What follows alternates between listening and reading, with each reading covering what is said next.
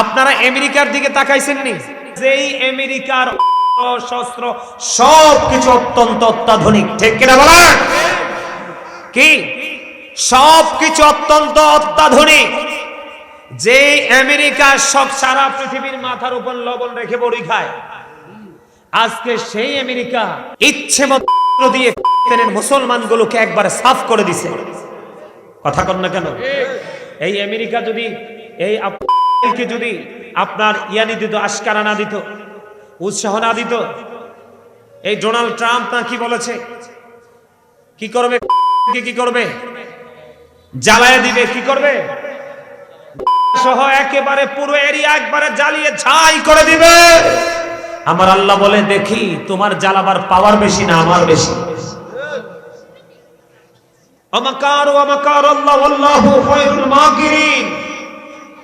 ভুলে গেলে চলবে না। শ্রেষ্ঠ ক্ষমতা, শ্রেষ্ঠ কৌশল, শ্রেষ্ঠ টেকনিকের মালিক কে? আমেরিকা কি পরিমাণ অত্যাচার হিসাবে না বললেই কিন্তু অত্যাচার শুরু করে দেয়। হিসাবে যদি না বনে কোনো দেশের সাথে, সেই দেশে কি করে? অত্যাচার করা শুরু করে। কিন্তু শেষটা অত্যাচারীদের পক্ষে আল্লাহ বিজয়ের ঝান্ডাটা তুলে দেয়। জোরে কন্যা সুবহানাল্লাহ। যারা অত্যাচারিত হয় তাদের হাতে কি হয়? আল্লাহ বিজয়ের ঝান্ডা তুলে দেয়। আপনারা দেখেন না ইয়ার দিকে আমেরিকা থেকে যে পালাইছে আফগানিস্তান থেকে কেমনে পালাইছে দেখছেন নি? কথা বলেন না কেন? পালাইছে কিনা দেখছেন না আপনারা? বিমান পর্যন্ত পায় নাই পালানোর জন্য। এই জন্য বলেছি, আমাদেরকেও কিন্তু কয়দিন আগে আপনারা দেখছেন কিনা জানি না, ভারতের কি এক মন্ত্রী জানি বলছে আমাদের বাংলাদেশে নাকি কয়েকটা ড্রোন, 5টা ড্রোন পাঠালে নাকি আমরা শেষ হয়ে যাব। কি হয়ে যাব? আমি খবরে শুনছি, খবরে দেখাইছে, উনি বলছে বাংলাদেশে যদি 4-5টা ড্রোন পাঠায় তাহলেই বাংলাদেশের কাম। আমি আপনাদেরকে বুঝাইতে চাইছি কোনটা। আপনি ভারত বলেন, আমেরিকা বলেন, লন্ডন বলেন। কিছুদিন আগে লন্ডনে কি অবস্থা হয়েছে জানেন? আজ থেকে প্রায় মাস দেড়েক আগে লন্ডনে এমন অবস্থা হয়েছে, মুসলমানরা মসজিদে নামাজ পড়তে হইতো পুলিশ পাহারা। মুসলমানরা লন্ডনের জমিনে নামাজ পড়তে হইতো পুলিশের পাহারায় মসজিদে। আমি আপনাদেরকে প্রেক্ষাপটটা তুলে ধরছি এই কারণে, মুসলমান যেখানে আছে সেখানেই মুসলমানকে বেঈমান কাফেরেরা গিলে খাওয়ার চেষ্টা করছে, আর আমাদের মুসলমানের বাচ্চারা বেঈমান কাফেরদের সংস্কৃতিকে লালন করছে। কথা বলেন না কেন? আপনারা আমার দেশের যুবকরা একটা বারো বেঈমান কাফেররা আক্রমণ করলে কিভাবে তাদেরকে প্রতিহত করতে হবে সেই টেকনিকটা তারা একেবারে নিতে চাচ্ছে না।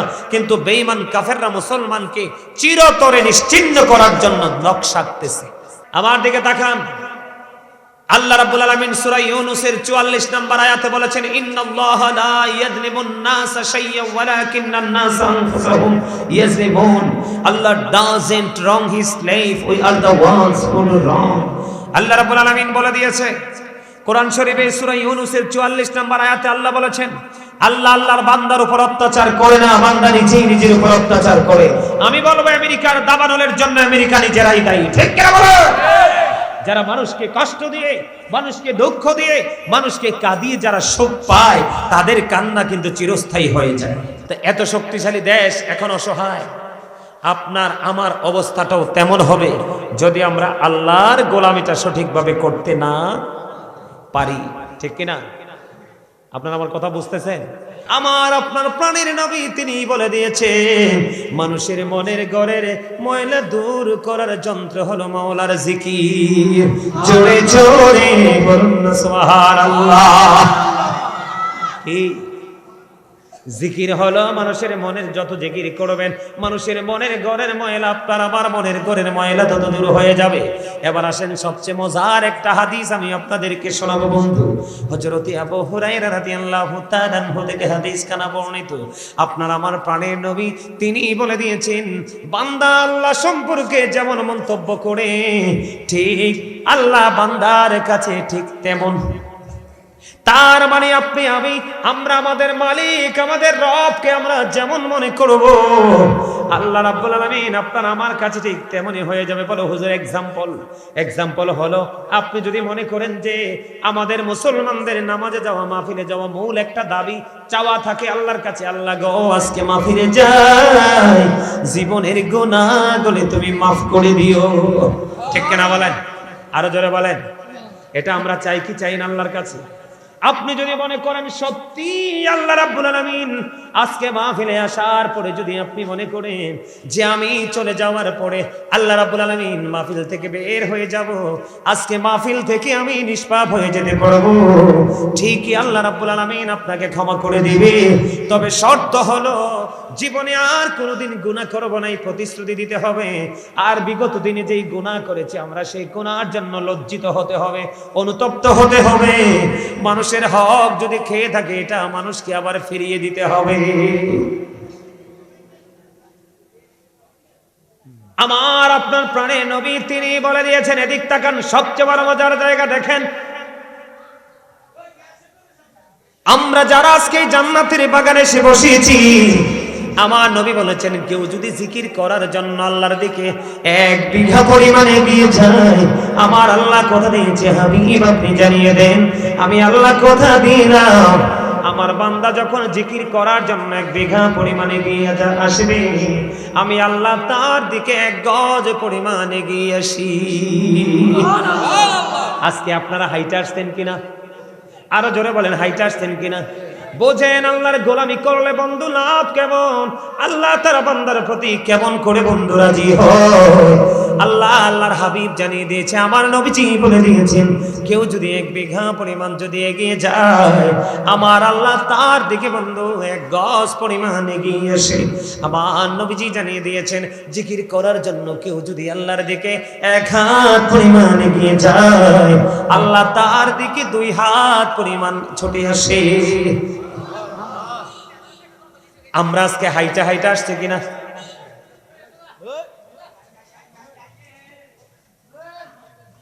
মজাই পাইতেছে।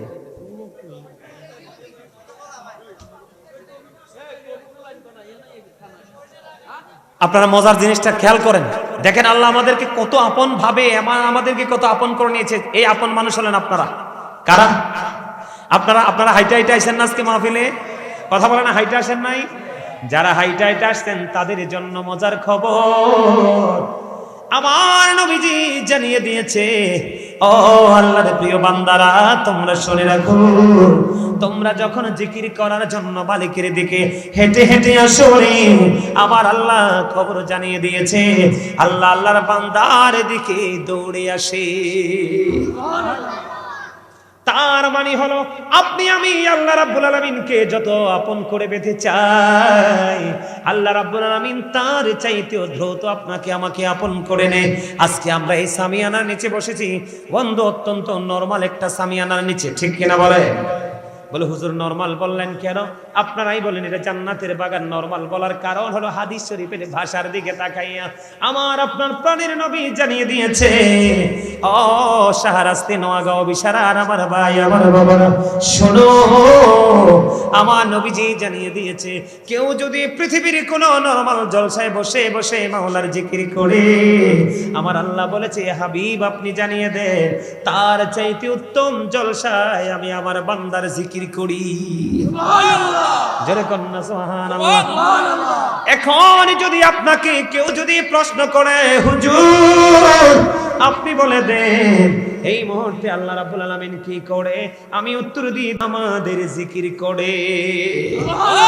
কারণ আল্লাহ বলেছেন ফাযকুরুনি আযকুরুকুম, আল্লাহ বলেছেন remember me then I will remember you, তোমরা আমাকে স্মরণ করো আমি তোমাদেরকে স্মরণ করব।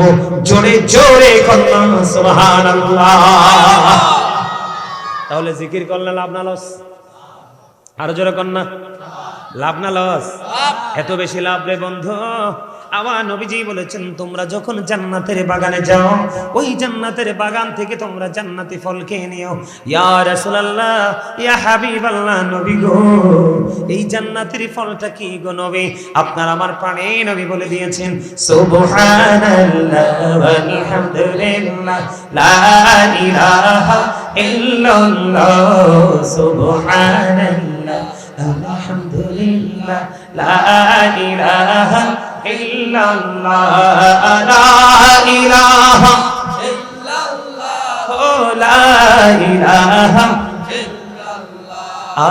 আরশ কুরসি লৌহ কলম সৃষ্টি জাহান অসিলা আরশ কুরসি লৌহ কলম সৃষ্টি জাহান অসিলা যে আল্লাহ খুশি হইয়া নাম রাখিলেন হাবিবুল্লাহ সুবহানাল্লাহ আলহামদুলিল্লাহ লা ইলাহা ইল্লাল্লাহ লা ইলাহা ইল্লাল্লাহ লা ইলাহা ইল্লাল্লাহ মুহাম্মাদুর রাসূলুল্লাহ সাল্লাল্লাহু আলাইহি ওয়াসাল্লাম। তাহলে সুবহানাল্লাহ, আলহামদুলিল্লাহ, আল্লাহু আকবার, লা ইলাহা ইল্লাল্লাহ বেশি বেশি পড়বেন কিনা? এবার আসেন বন্ধু, হজ সবার জীবনে নসিব হয় না রে। এই জিকির নামাজও কিন্তু আল্লাহর জিকির। নামাজ কি? নামাজ জিকির, এবং এটা বড় একটা আমল। ইমানের এইবার আনার পরে শ্রেষ্ঠ আমল হলো বন্ধু নামাজ। আল্লাহর কাছে সবচেয়ে পছন্দের কাজ হলো সময় মতো নামাজ পড়া, মা বাবার সাথে সৎ আচরণ করা, এবং দ্বীনের জন্য বন্ধু যুদ্ধ করা। আমরা বাংলাদেশের মুসলমান যুদ্ধ করবো না সভাপতি সাহেব, মাহফিলে তো এনার যুদ্ধ করবো তো থাক দূরের কথা, বাংকার করে মাটিতে ঢুকে যাবে, কিন্তু যুদ্ধের ময়দানে যাবে। আরে ভাই, এত সুন্দর প্রেমের বাগান, জান্নাতের বাগানে এসে বসতে চায় না। কিসের তো অহংকার, কিসের তো আত্মগরিমা। নবীজি বলে দিয়েছে, আল কবর রাউজাতুম মিন রিয়াদিল জান্নাতি আও হুফরাতুম মিন হুফারিন নার। কবরটা জান্নাতের একটা বাগান হবে, জাহান্নামের একটা গর্ত হবে। তুমি মনে করছো ফাঁকি দিবা, ওয়া হুসিলা মা ফিস সুদূর, অন্তরে সব কিছু প্রকাশ করা হবে, ঠিক কিনা বলেন? ওয়া ইদাল কুবুরু বুসিরাত আলিমাত নাফসুম মা কদ্দামাত ওয়া আখার। কবরটা যখন ওপেন হয়ে যাবে, আপনি আমি আমরা সবাইকে কি করেছি আর করিনি সব কিছু আপনার আমার সামনে প্র্যাকটিক্যালি থাকবে। ফাঁকি দেওয়ার কোনো সুযোগ আসেনি? আরো যারা বলেন আসেনি? ফাঁকি দেওয়ার বন্ধু কোনো সুযোগ নাই।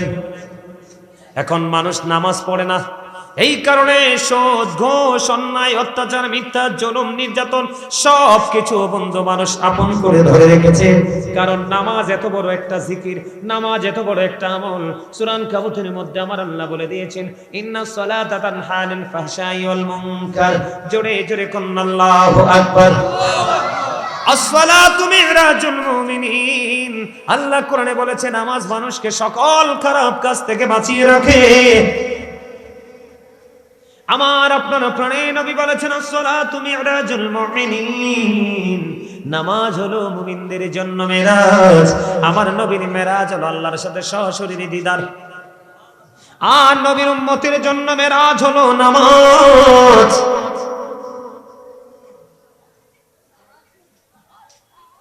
নামাজ শুধু মেরাজ নয়, জান্নাতের চাবিও। মিফতাহুল জান্নাতিস সালাত ওয়া মিফতাহুস সালাতিত তুহুর। নামাজ হলো জান্নাতের চাবি, আর নামাজের চাবি হলো পবিত্রতা। পবিত্রতা ছাড়া নামাজ কবুল হয় না। নামাজ সঠিকভাবে পড়তে না পারলে জান্নাতের চাবিও মিলবে ঠিক কিনা বলেন? আর জোরে বন্ধুরে আমার দিকে তাকান। আমার রাসূল বলেছে, হাদিস শরীফের মধ্যে এসেছে, মান সাল্লাল বারদাইনি দাখালাল জান্নাহ। আমার নবী বলেছে, এই নামাজ নামক জিকিরের ফজিলত, নামাজ নামক জিকিরের মর্যাদা কত দেখেন। আমার নবী বলেছে, হাদিস শরীফের মধ্যে এসেছে, মান সাল্লাল বারদাইনি দাখালাল জান্নাহ। আপনার আমার প্রাণের নবী বলেছেন, যে শীতল সময়ের 2 ওয়াক্তের নামাজ পড়বে তার ঠিকানা জান্নাত। জোরে জোরে কন্যা সুবহানাল্লাহ। শীতল সময়ে বুঝতে পারছেন নি, একটা হলো আসরের ওয়াক্ত আর একটা হলো ফজরের ওয়াক্ত। এই 2 সময়ের নামাজ যে ব্যক্তি সঠিকভাবে পড়তে পারবে, আমার নবীজি জানিয়ে দিয়েছেন সে জান্নাতে থাকবে। জোরে জোরে কন্যা সুবহানাল্লাহ। আর একটু মহব্বতে পড়ুন সুবহানাল্লাহ। মান তারাকা সালাতাল আসরি ফাকাদ হাবিতা আমালুহু, যেই ব্যক্তি আসরের নামাজ ছেড়ে দিল, যেই ব্যক্তি আসরের নামাজ বাদ দিয়ে দিল, তার সব আমল যেন নষ্ট হয়ে গেল। খেয়াল করেন, নামাজ শুধু পড়লেই চলবে না, ফরজ ওয়াজিব বাদ দিলাম, কি দিলাম? ফরজ ওয়াজিব আমল বাদ দিলাম। ও বন্ধু, 5 ওয়াক্ত নামাজের মধ্যে 12 রাকাত সুন্নাত আছে। কত রাকাত? 5 ওয়াক্ত নামাজের মধ্যে নামাজ নামক জিকির কত নিয়ামত। নামাজ নামক জিকির একটা মানুষের জীবনে কত পরিবর্তন এনে দিতে পারে। একটা অন্ধকারাচ্ছন্ন পরিবেশের মানুষকে পরিপূর্ণ আলোর সন্ধান দিয়ে দিতে পারে। ও বন্ধু, নামাজ এত বড় নিয়ামত, নামাজ এত বড় বরকত, নামাজ এত বড় ফজিলত। আমি আপনাদেরকে বলি, 5 ওয়াক্ত নামাজের মধ্যে 12 রাকাত সুন্নাত নামাজ আছে। কত রাকাত? 12 রাকাত সুন্নাত নামাজ আছে।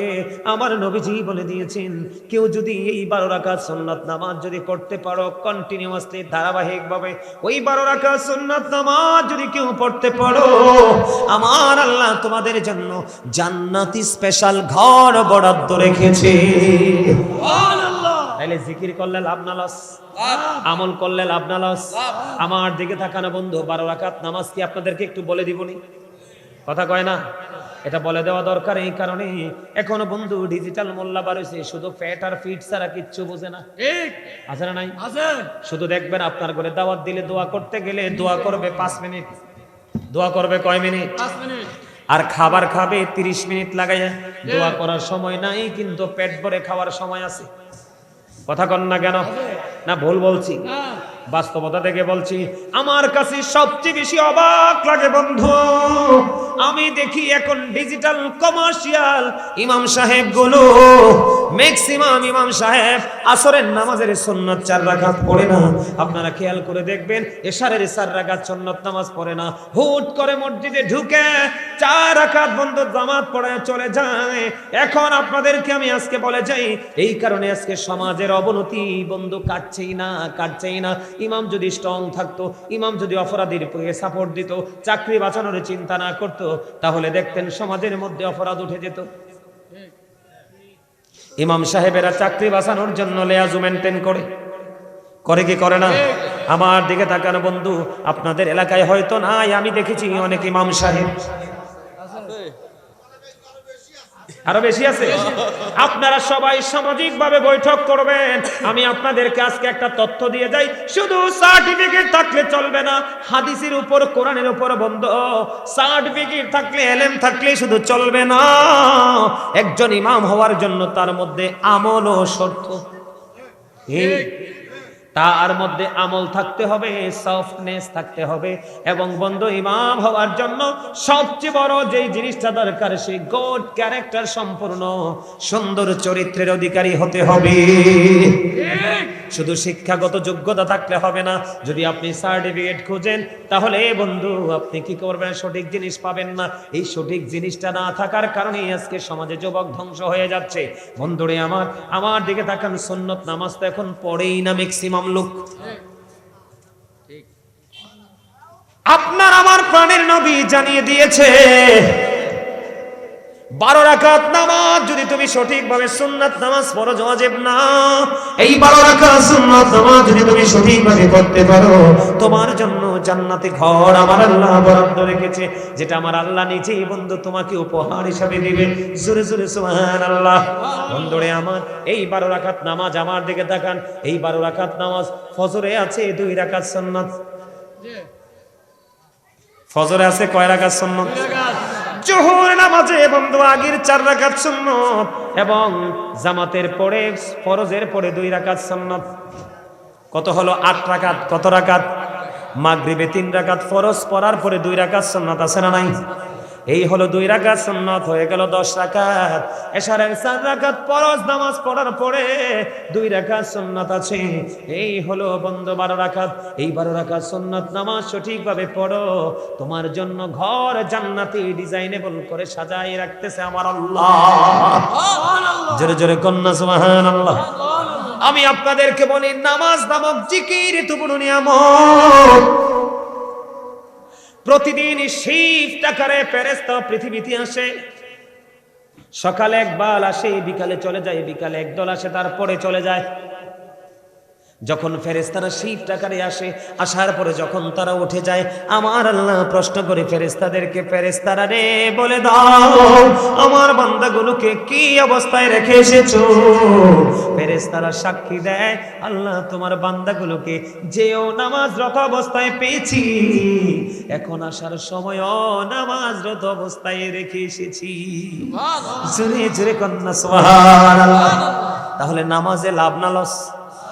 নামাজ এত বড় নিয়ামত, এত বড় অস্ত্র, যে নামাজ আপনার জীবনের গুনাহগুলো কি করে দেয়। আমি মুখস্থ কথা বলার অভ্যাস আমার নাই। আল্লাহ রাসূল বলেছেন, এদিক তাকান, হাদিস শরীফের মধ্যে এসেছে সালাতুল খামস ওয়াল জুমআতু ইলাল জুমআ ওয়া রমাদানু ইলা রমাদান মুকাফফিরাতুল লিমা বাইনাহুন্না ইযা তুনিবাতিল কাবাইর। আপনার আমার প্রাণে নবী বলেছেন নামাজের ফজিলত, নামাজ পড়লে লাভটা কেমন হয়। আপনার আমার প্রাণে নবী বলেছেন সালাতুল খামস, 5 ওয়াক্ত নামাজ। কথা বলেন, এই যে দেখেন আমার আঙ্গুল কয়টা, মাঝখানে গ্যাপ আসেনি? আসেনি? ঠিক তেমনি 5 ওয়াক্ত নামাজের মধ্যে গ্যাপ আছে। ফজরের পরে জোহর পর্যন্ত এই লম্বা একটা গ্যাপ। কথা কন না কেন?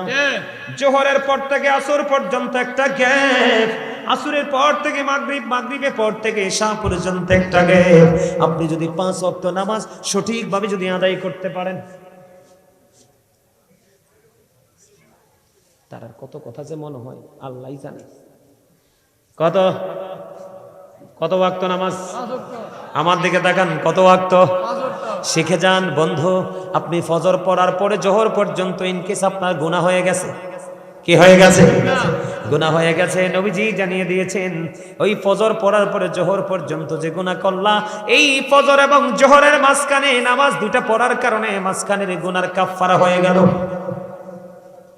জোহর থেকে আসর, আসর থেকে মাগরিব, মাগরিব থেকে ইশা পর্যন্ত মাঝখানের গ্যাপের মধ্যে বন্ধু গুনাহ, যে সগীরা গুনাহ, ছোট ছোট গুনাহগুলি আপনি করেছেন, ওই 5 ওয়াক্ত নামাজের গ্যাপের গুনার কাফফারা হয়ে গেল। এবার আসেন দৈনিক প্রতিদিনের গুনার কাফফারা হয়ে গেল। এবার আসেন বন্ধু, ওয়াল জুমআতু ইলাল জুমআ, এক জুমা থেকে আরেক জুমা। কি? এক জুমা থেকে আরেক জুমা। কিন্তু এখন আপনারা যে ডিজিটাল জুমার নামাজ পড়েন, এই নামাজ দিয়ে ফায়দা হবে না। খতিব সাহেবকে জিজ্ঞেস করেন মনে কত কষ্ট যদি সত্যিকারের খতিব হয়। বলে হুজুর কেন লাভ হবে না? আমার নবীজি বলেছেন এক জুমা থেকে আরেক জুমার মাঝখানে যে গ্যাপ আছে রে, আপনার এই জুমা এবং পরের জুমা মাঝখানের যে গ্যাপ, এই গ্যাপের মধ্যে যত গুনাহ হয়েছে একটি সপ্তাহে, 2 দিকের জুমার কারণে আপনার মাঝখানের গুনার কাফফারা হয়ে গেল। সুবহানাল্লাহ বলেন না কেন? তবে কেমনে নামাজটা পড়লে আপনার গুনাহ মাফ হবে এটা একটু বলে দেই। যেহেতু জুম্মার কাছে এসেছি, যেহেতু আমার বিষয়টা আমি আমলের মধ্যে আছি, এদিকে তাকান। এই জুমার দিনটা হলো সাইয়্যিদুল আইয়াম, শ্রেষ্ঠ দিন। ঈদুল ফিতর, ঈদুল আজহার দিনের চাইতে উত্তম দিন হলো জুমার দিন। আমার নবীজি বলেছেন সকল দিনের চাইতে উত্তম রূপে জুমার দিনে গোসল করো। গোসল করার পরে সবচেয়ে সুন্দর পাঞ্জাবিটা পরো, মাথায় টুপি লাগাও, গায়ের মধ্যে সুগন্ধি লাগাও। এবার হেঁটে হেঁটে হেঁটে হেঁটে মসজিদে যাও। আজকে আপনাদেরকে বলে যাই, আপনি চাইলে গাড়ি ধরতে পারেন, অটো ধরতে পারেন, রিক্সা ধরতে পারেন, কিন্তু উঠবেন না। হেঁটে হেঁটে হেঁটে হেঁটে মসজিদে যাবেন, কারণ হেঁটে যত বেশি কদম দেবেন তত বেশি গুনাহ ঝরে পড়বে। আমার নবীজি বলে দিয়েছেন, আপনি যদি সবার আগে বন্ধু মসজিদে গিয়ে প্রথম কাতারে বসতে পারেন, আমার রাসূল জানিয়ে দিয়েছে আপনার আমল নামায় একটা উট কুরবানির সওয়াব দেওয়া হবে। আপনি আসলেন সবার পরে, আপনি আসলেন সবার আগে, বের হবেন সবার পরে। আমি বলে দেই, বের হবেন সবার পরে। বন্ধু আপনার আমার প্রাণে নবী জানিয়ে দিয়েছে আপনি সবার আগে মসজিদে যাবেন এবং সবার পরে মসজিদ থেকে আপনি বের হবেন। আপনি বের হওয়ার পরে যখন বন্ধু কদমটা বাড়িয়ে দিবেন, বাড়ির দিকে রওনা হবেন। বাড়ির দিকে যখন রওনা হবেন, আপনার আমার প্রাণের নবী জানাই দিয়েছে বন্ধু, আপনার বাড়ি যাইতে যতগুলো কাইক লাগবে, কদম লাগবে, প্রত্যেকটা কদমের বিনিময়ে 1 বছরের নফল ইবাদতের সওয়াব দেওয়া হবে। আপনি নামাজ ওইভাবে পড়তে হবে, তবে টকটকে লাল পাঞ্জাবি পরে যেতে পারবেন না, টকটকে লাল গেঞ্জি পরে যেতে পারবেন না, টকটকে লাল শার্ট পরে যেতে পারবেন না। কারণ একবারে টকটকে লাল কাপড় ইমানদার পুরুষের জন্য মাকরুহে তাহরিমি, এটা হারামের অন্তর্ভুক্ত। জুড়ে জুড়ে কন্যা নাউজুবিল্লাহ। একটা জুমা থেকে আর একটা জুমা, এবার আমি চলে যাব বন্ধু। ও রমাদান ইলা রমাদান, আপনার আমার প্রাণের নবী বলে দিয়েছেন, এক রমজান থেকে আর এক রমজানের মাঝখানে আপনার পাবে গ্যাপ থাকবে 305 দিন। কত দিন? এই দিকে রোজায় 30 দিন, ওই দিকে রোজায় 30 দিন, 60 দিন চলে গেল, আরো 305 দিন আছে। আপনার আমার প্রাণের নবী বলে দিয়েছেন, ওই দিকে রোজা যদি সঠিকভাবে রাখতে পারো, এই দিকে রোজা যদি সঠিকভাবে পালন করতে পারো, তাহলে তোমার মাঝখানে যে 305 দিনই গুনাহ হয়েছে, এই 305 দিনের গুনাহ কাফারা হয়ে যাবে। তবে শর্ত হলো মুকাফফিরাতুল লিমা বাইনাহুম ইদাতুনিবাতিল কাবায়ের। শর্ত হলো কবিরা গুনাহ করা যাবে না, কবিরা গুনাহ থেকে বেঁচে থাকতে হবে।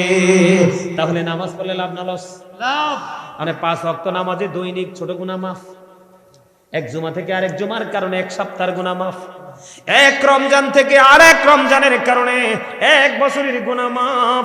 তাহলে আপনার আমলনামায় গুনাহ থাকার সুযোগ আছে না? এই জন্য আপনার জীবনে সবচেয়ে বেশি প্রয়োজন হক্কানি একজন আলেমকে ভালোবাসা, তার সাথে প্রেমের বন্ধন তৈরি করে রাখা। কারণ আমার আল্লাহ বলেছেন, join with my dear people, come to my paradise.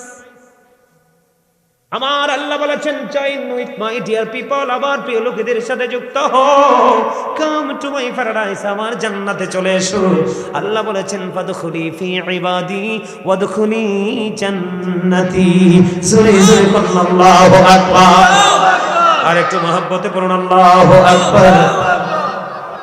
ওয়াজ কি মজা লাগে? আমার কাছে তো ওয়াজ করতে সেই লাগতেছে। সবার কাছে ভালো লাগে? আপনাদের এই বিষয়গুলো জানা দরকার না? কথা বলেন, জানা দরকার আছে কি? সবচেয়ে সুন্দর জামা পরবেন, বাচ্চাকে শিখাবেন, সাথে করে নিয়ে যাবেন। বাচ্চাকে আজকে থেকে আমি বলে গেলাম, আপনাকে পাঞ্জাবি পড়াবেন, কারণ পাঞ্জাবি পরে নামাজ পড়া অতিরিক্ত সুন্নাহ। যেই ব্যক্তি একটা সুন্নাত আমল করে কবরে যাবে, তাকে কাল হাসরের দিন 100 শহীদের মর্যাদা দিয়ে তাকে জান্নাতে ঢোকানো হবে। আপনি কেন গেঞ্জি পরে মসজিদে যান? আপনি কেন আজকে গেঞ্জি পরে মাহফিলে চলে আসলেন? আপনার ঘরে পাঞ্জাবি নাই? সবার ঘরে পাঞ্জাবি আছে। কেন চলে আসলেন আজকে? কারণ ওই যে শিক্ষা নাই, চর্চা নাই।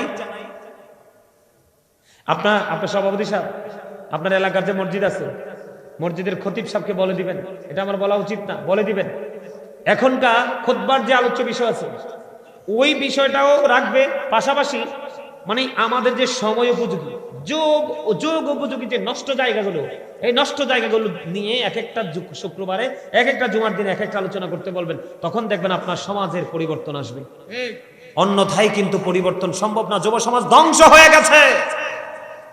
আপনি যত নষ্ট কাজে যুবকদেরকে পাবেন, ভালো কোনো কাজে ওদেরকে ডেকে পাবেন না। আপনি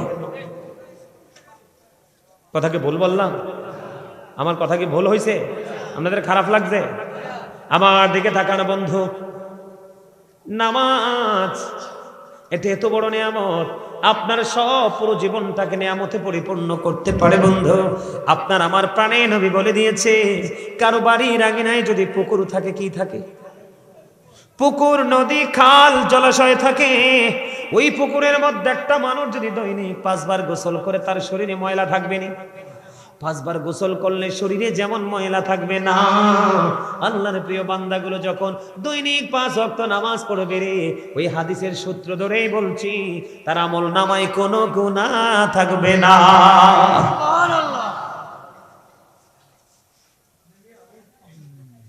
হযরত আবু যর রাদিয়াল্লাহু তাআলা থেকে হাদিস খানা বর্ণিত, আমার নবী শীতের দিনে বের হলো। বের হওয়ার পরে দেখলেন গাছের পাতাগুলো বিরামহীন ভাবে জোরে জোরে পড়ছে। এবার আপনার আমার প্রাণে নবী বন্ধু এই অবস্থা দেখে গাছের ডাল ধরলেন, আবু যরকে ডাক দিলেন। আবু যর উত্তর দিলেন, লাব্বাইকা ইয়া রাসূলুল্লাহ। আবু যর হাজির হলো। আমার নবী বললেন, রে আবু যর, তুমি চাইয়া দেখো, শীতের কারণে গাছের পাতাগুলো যেমনি শুষ্ক হয়ে জোরে জোরে পড়ে, আল্লাহর প্রিয় বান্দা গুলো যখন নামাজের মাধ্যমে আল্লাহর কুদরতি কদমে যখন সিজদাটা লাগাইয়া দিবে, ওই শীতের দিনের গাছের পাতার মতো তার সমস্ত জীবনের গুনাহগুলি ঝরে পড়ে যাবে। সুবহানাল্লাহ। তাহলে নামাজের দরকার আছে না নাই? অলসতা দেখাইয়া বিভিন্ন অজুহাত দেখাইয়া নামাজ ছাড়বেননি? আরো জোরে কোন ছাড়বেন? বন্ধুরে আমার, ইমাম আজম আবু হানিফা রাহমাতুল্লাহি আলাইহি উনি কেমন ভাবে নামাজ পড়তো দেখেন, কেমন তাকওয়া ছিল ওনাদের মধ্যে। তিনি বন্ধু কমপক্ষে 40 থেকে 50 বছর পর্যন্ত তিনি ইশারের নামাজের ওযু দিয়ে ফজর পড়তো। সুবহানাল্লাহ কন্যা, আরো জোরে কন্যা। তাহলে এইভাবে নামাজ পড়ার চিন্তা করবেন তো? নামাজের দরকার আছে না নাই? নামাজ মানুষকে জীবনের গুনাহ থেকে, সব কাজ থেকে বাঁচায় রাখে। যদিও গুনাহ হয়, গুনাহ মাফের জন্য সহযোগিতা করে। জোরে জোরে কোন সুবহানাল্লাহ। খাতা কলম দিয়ে আনছেন কিন্তু ওয়াজ শেষ করে দেওয়া লাগবে। 1.5 ঘন্টা হয়ে গেছে। না না না না, ঢুকলে আর সময় লাগবে তো। আচ্ছা, আমার কথা বুঝতে পারছেন আপনারা? এই তোমরা যারা এর বাইরে এসে তাবারুক করছে, আমার ওয়াজ শেষ, 1.5 ঘন্টা হয়ে গেছে। আমি আর ওয়াজ করবো না, ভিতরে আসো। তাবারুক নিবা না? তাবারুক নিবা না? তাবারুক নিবা নি? নিলে ভিতরে আসো। তাবারুক নিলে ভিতরে আসো না, দাঁড়ায় থাকা যায় না। আসো, আমার মাহফিল শেষ।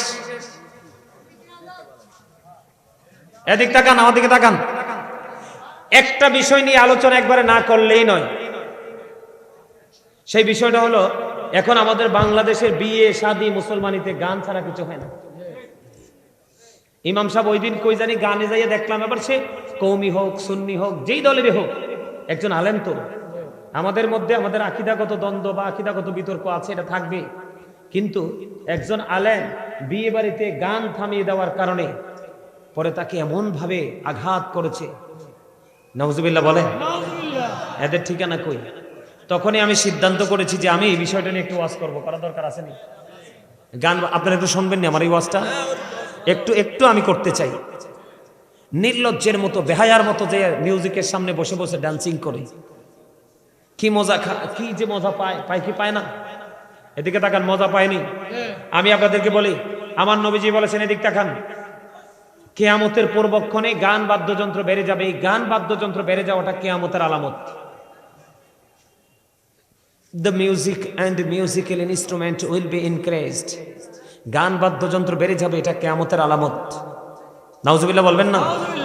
আমার দিকে তাকান বন্ধু, নবীজি জানিয়ে দিয়েছেন, মাঠে পানি দিলে যেমনি ফসল তৈরি হয়, কি হয়?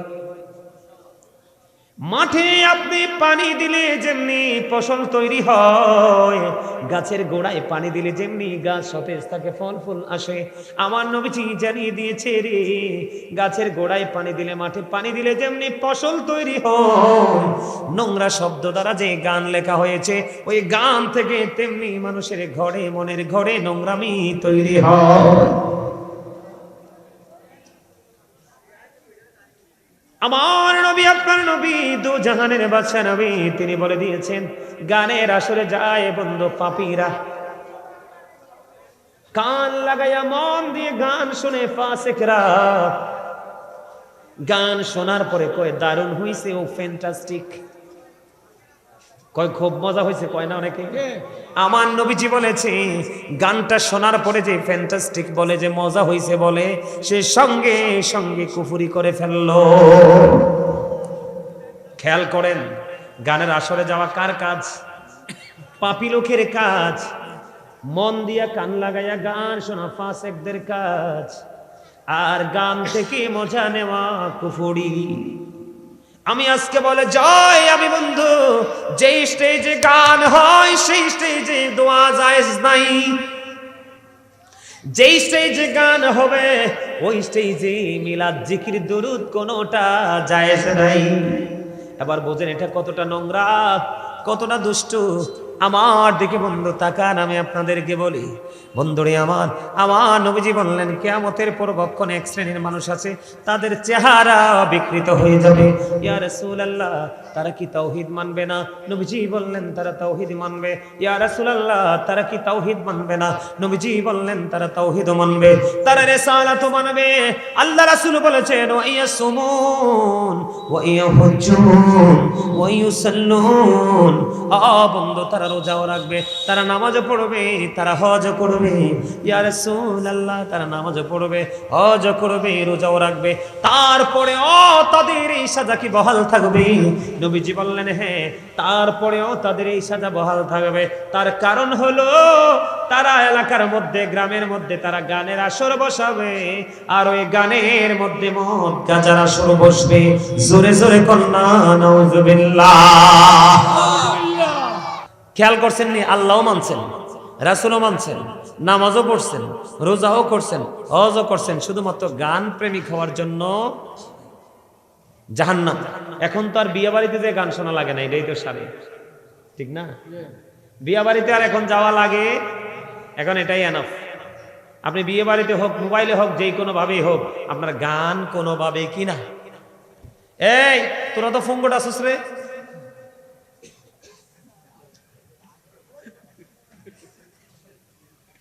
এরা অনেক দুষ্ট।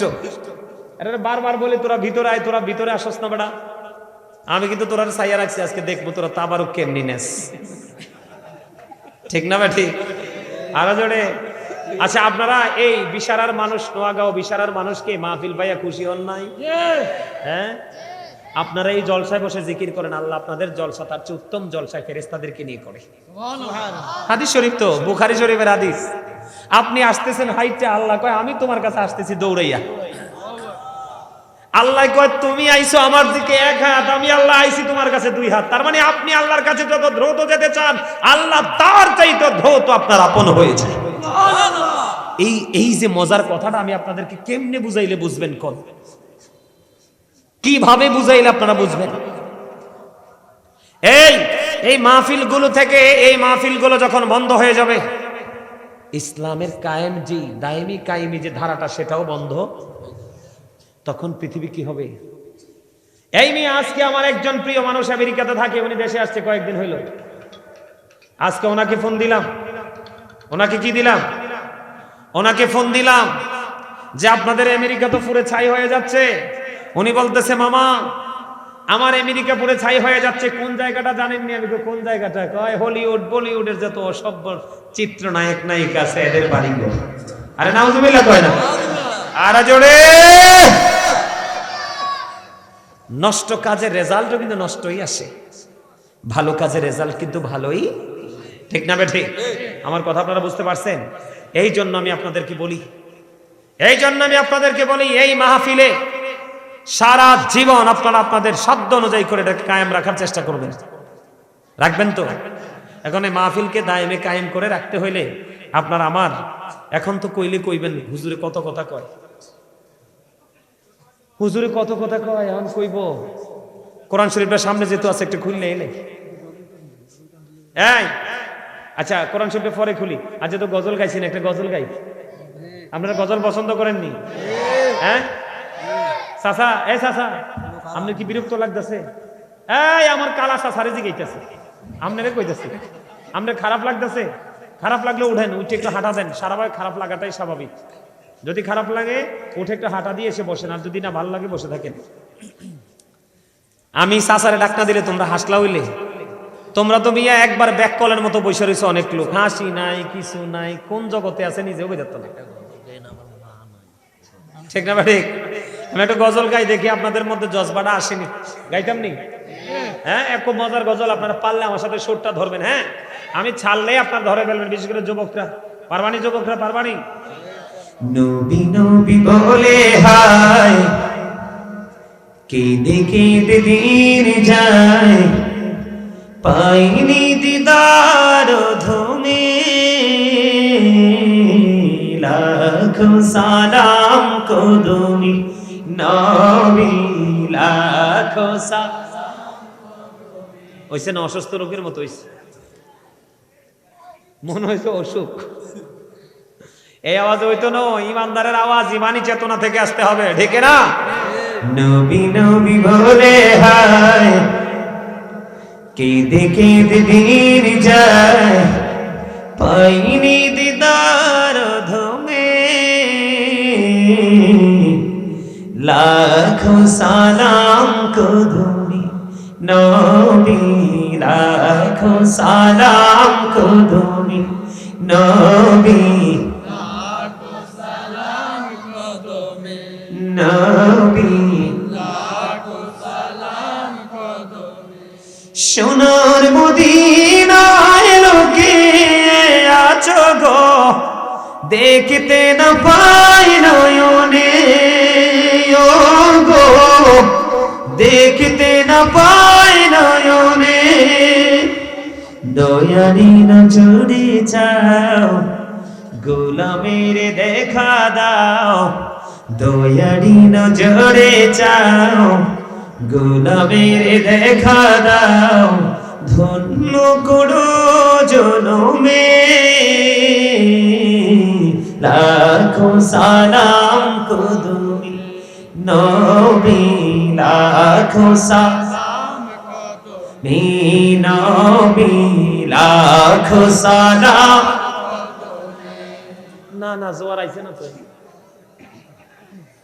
জোয়ার কি আইছে আরে বেটা ফাড়াইয়া লাউনের কথা যদি কি প্রেমের গজল তোমরা কথাগুলো খেয়াল করছো নি কত মজার গজল গজলটা মজার না কথা বলে না গোলাপ নীলম গাঁদা নীলম নীলমের ঝড়ি গন্ধা মৌনির শোকে মালা গাঁথিব সকাল থেকে সন্ধ্যা একবার দেখা দাও যদি ও গো কামলি বলা একবার দেখা স্বপ্নে রাত্রি বেলা হাসি মুখে পড়াবো তোমায় হাজার ফুলের মালা বলো ইয়া রাসূলুল্লাহ ইয়া হাবিবাল্লাহ বলো ইয়া রাসূলুল্লাহ ইয়া হাবিবাল্লাহ হয়নো খাবারে লবণ না দিলে যেমন মজা হয় না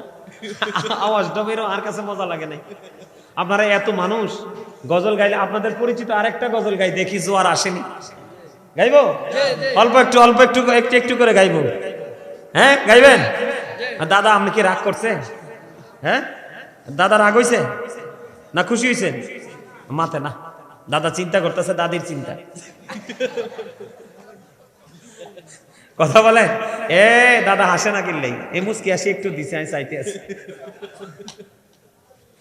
এই আমি বারবার আপনাদেরকে কেন বলি জানেন একটু ফ্রি থাকার চেষ্টা করবেন নবীজি বলেছেন হাসি খুশি জীবন মানুষকে অনেকটাই সুস্থ রাখে অসুখ হয় না গোমরামুখী মানুষ হার্ট অ্যাটাক করে মারা যায় গুমরাহি মানুষকে কখনোই সুফল বয়ে আনে হাসি খুশি জীবন মানুষকে অনেকটা ফ্রি করে দেয় এগুলো বুঝতে হবে আপনাদেরকে বলেন দিদি পান তোলে দে মাঝি হেলা করিস না দিদি পান তোলে দে ছেড়ে দে নৌকায় আমি যাব মদিনা ছেড়ে দে নৌকায় আমি যাব মদিনা দিদি পান তোলে দে দিদি পান তোলে দে ছেড়ে দে নৌকায় আমি যাব মদিনা ছেড়ে দে নৌকায় আমি যাব মদিনা দিদি পান তোলে দে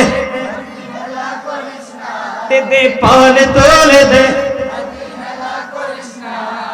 ছেড়ে দে নৌকায় আমি যাব মদিনা ছেড়ে দে নৌকায় আমি যাব মদিনা মৌকায় নবী এলো মা আমিনার ঘরে হাসি রে হাজার মানি কাদিরে মুক্তা জোড়ে দয়ালে ভরসিতে যার শাখা তার কিসের ভাবনা দয়ালে ভরসিতে যার শাখা আমার হৃদয় মাঝে কাবা নয়নে মদিনা আমার হৃদয় মাঝে কাবা নয়নে মদিনা দিদি পান তোলে দে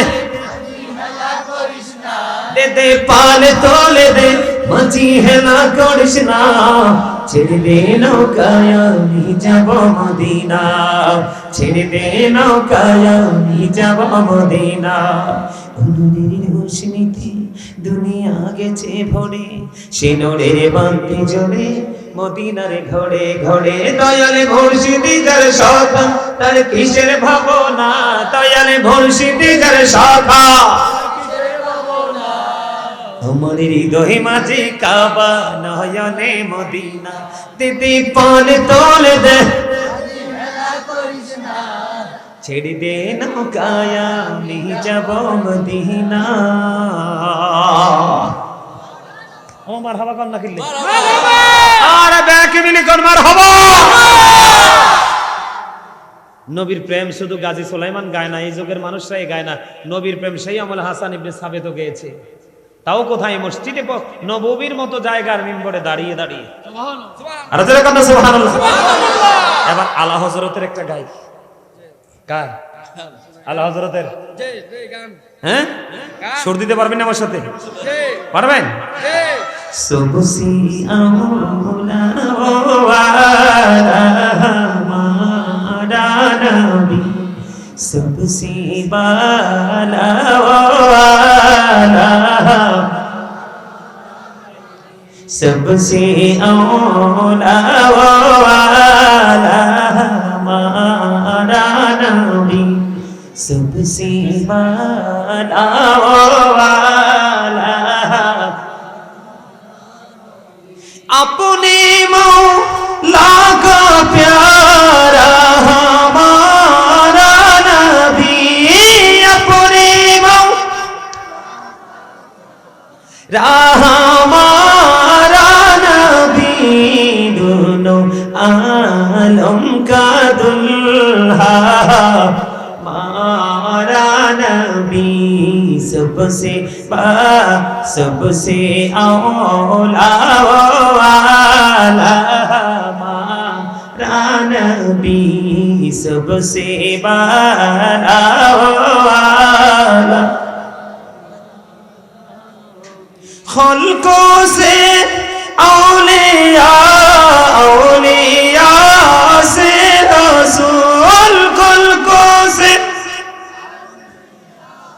औलिया से रसूल, रसूल से आला हमारा नबी, सबसे औला वाला हमारा नबी, सबसे वाला वाला हमारा नबी।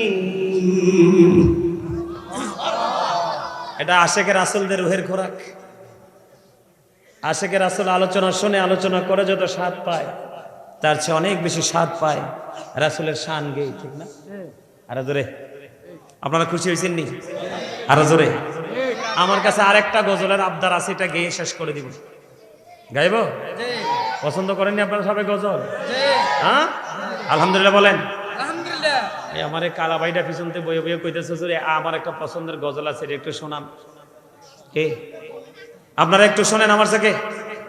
আমার মা নাই, আমার বাবা নাই, দয়াল রে দয়াল, আমার কি মা ডাকার সাদ নাই রে, আমার কি বাবা ডাকার সাদ নাই রে, বলেন আমার মা নাই, আমার বাবা নাই, দয়াল রে দয়াল, আমার কি মা ডাকার সাদ নাই রে, আমার কি বাবা ডাকার সাদ নাই রে। ঘরে যাইয়া সবাই দেখে মা জননীর মুখ, বাবা যখন মাথায় হাতে ভুলে যাই সব দুঃখ, বলেন শয়নে স্বপনে শুধু মা, তোমার কথা মনে হয়, কতদিন দেখি না তোমায়, ভুলে কি গেছো আমায়, ভুলে কি গেছো আমার, আদর সোহাগ মাগো আর কোথা পাবো, কারা চলে আমি নিজেকে জড়াবো, আদর সোহাগ মাগো আর কোথা পাবো, কারা চলে আমি নিজেকে জড়াবো, কার কাছে ধরব মিছে বায়না, তোমার মতো কেহ নাই, শয়নে স্বপনে শুধু মা তোমার কথা মনে হয়। আমার ভুবন জুড়ে শুধু দুঃখ জানা, কে আর পরাবে আমায় সুখের সে মালা। আমার ভুবন জুড়ে শুধু দুঃখ জানা, কে আর পরাবে আমায় সুখের সে মালা। কপলে কে দেবে আর কাজলের টিপ, তুমি জেনে ধরাই, শয়নে স্বপনে শুধু মা তোমার কথা মনে হয়। দেখেন চোখের পানি, দেখেন চোখের পানি, দেখেন চোখের পানি, চোখ বন্ধ। সম্মানিত উপস্থিতি, এই মাহফিলগুলো মানুষকে তার অতীতকে মনে করিয়ে দেয়। এই মাহফিলগুলো তার ফিউচারকে মনে করিয়ে দেয়। এই মাহফিলগুলো তার ফার্স্ট টাইমটাকে মনে করিয়ে দেয়। এই মাহফিলগুলো তার প্রেজেন্ট যে টাইম সেটাকে মনে করিয়ে দেয়। কিরে একজন মহিলা দিছে, খুশি আপনার দোয়া করতেন। মারহাবা, আসলে খুশি হয়েছে? আমার ওয়াজ শুনে খুশি হয়েছে। জি, একজন মহিলা দিছে। আমি আসলে সত্যিকার অর্থে যেখানেই যাই, ওটা স্বর্ণের বিষয় একটু আলোচনা করি। হ্যাঁ হ্যাঁ হ্যাঁ, মহিলার স্বর্ণ আছে, কারো স্বর্ণ নাই, এই বিষয় নিয়ে একটু আলোচনা করতে চাইছি যে স্বর্ণগুলো কি করা যারা দুনিয়া থেকে চলে যায়, আর স্বর্ণগুলো কি কাকে দিলে ভালো হয়, ওই বিষয় নিয়ে একটু কথা বলছি। সম্মানিত উপস্থিতি, আলোচনা করার ইচ্ছা ছিল না। আমি আরেকটা আলোচনা করব কোরআন এবং হাদিসের আলোকে। যেই কথাটা আমি বলতে চেয়েছিলাম, কোরআনটা আমি হয়তো বলে যাইতাম, আমার ভাই কথাটা বলাতে মনে হয়েছে। আমার দিকে তাকান, আমি সূরা বাকারা থেকে ছোট্ট একটা আয়াত তেলাওয়াত করব। ছোট্ট একটা আয়াত আমি তেলাওয়াত করব, আপনারা শুধু একটুখানি খেয়াল করবেন। বিসমিল্লাহির রহমানির রহিম। আল্লাযীনা ইউমিনুনা বিল গায়বি ওয়া ইউকিমুনাস সালাতা ওয়া মিম্মা রাযাকনাহুম ইউনফিকুন।